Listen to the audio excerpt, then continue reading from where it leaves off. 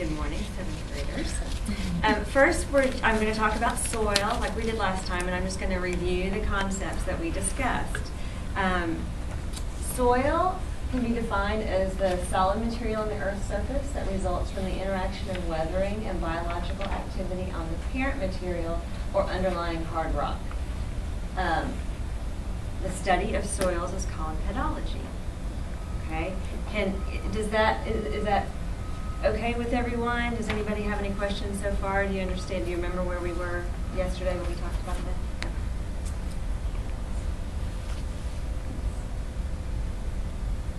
that? Okay. Now what we're going to do today, and if you wouldn't mind taking out a piece of paper, because this is going to go, this is going to be your study guide. So I want you to go along with me and write this down. What we're going to study is what they call the Clort equation. Okay, and the Clort equation is the combination of 5 factors that go into the development of soil. So, the first factor is climate. That's the CL. And can anybody tell me what you think would happen with how climate might affect soil? Do you think it would make soil develop faster or slower?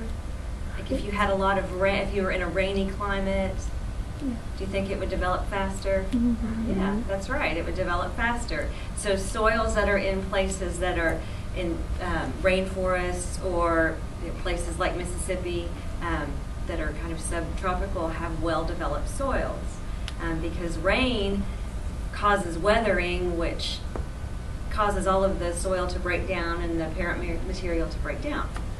Okay, the next factor is organisms, organic material. Can anybody give me an example of what organic material might be? Like maybe worms?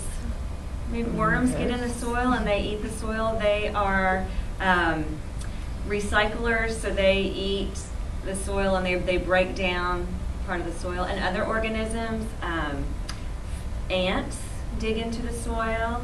And then also you have organic materials like leaves and decaying grass or pine needles that lead to further development because they are going to break down the acids in the organic material are going to break down the soil. Is that clear? Does that make sense?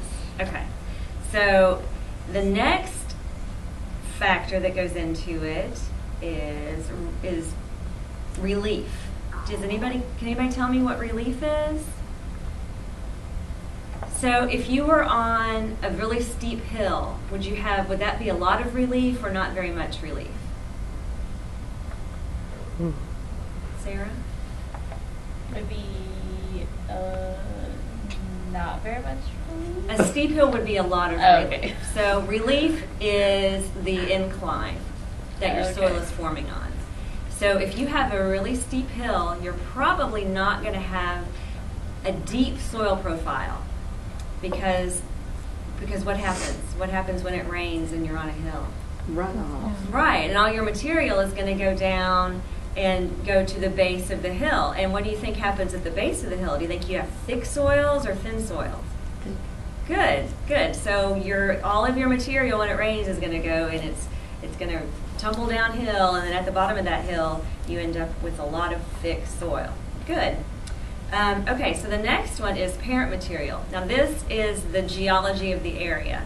You can't really see the parent material from the surface. Mississippi, what do you think Mississippi has a lot of as parent material?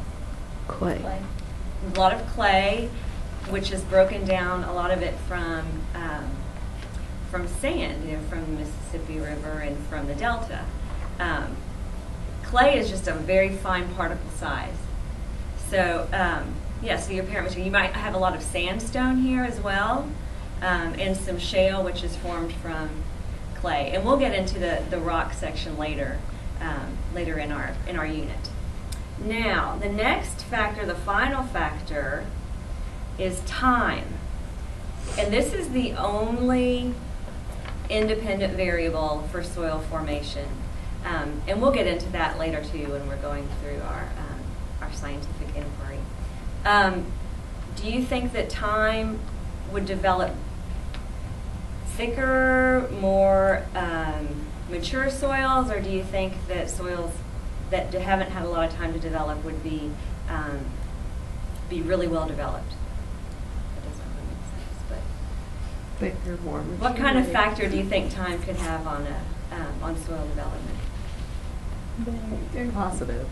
Yes, that's right. That's right. So if you're in an area where maybe you have a lot of flooding, you may have a lot of deposits, but your soil formation wouldn't be very mature because it hasn't had a lot of time to go through the process of breaking down.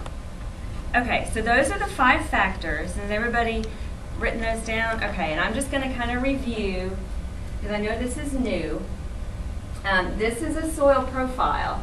Okay, so that dark area on top, that's going to be all of your organic material.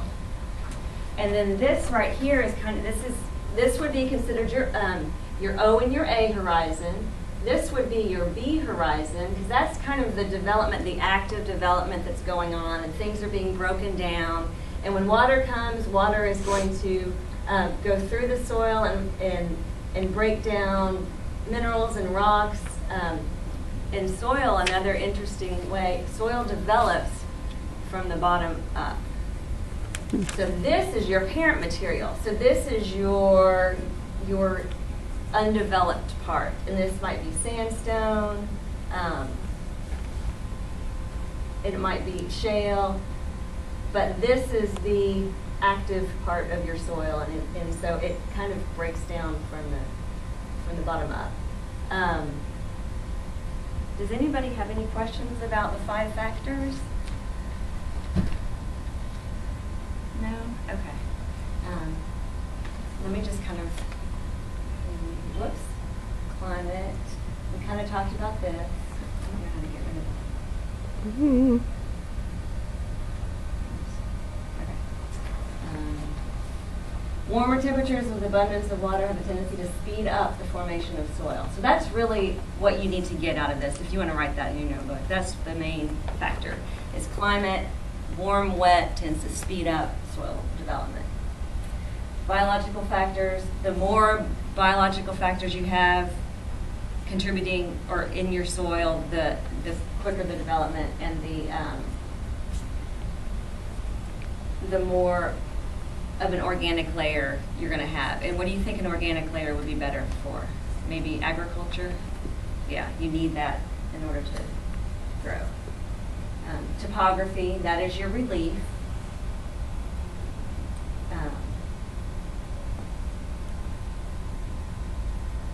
Yeah, and that we'll talk about that in our weathering chapter.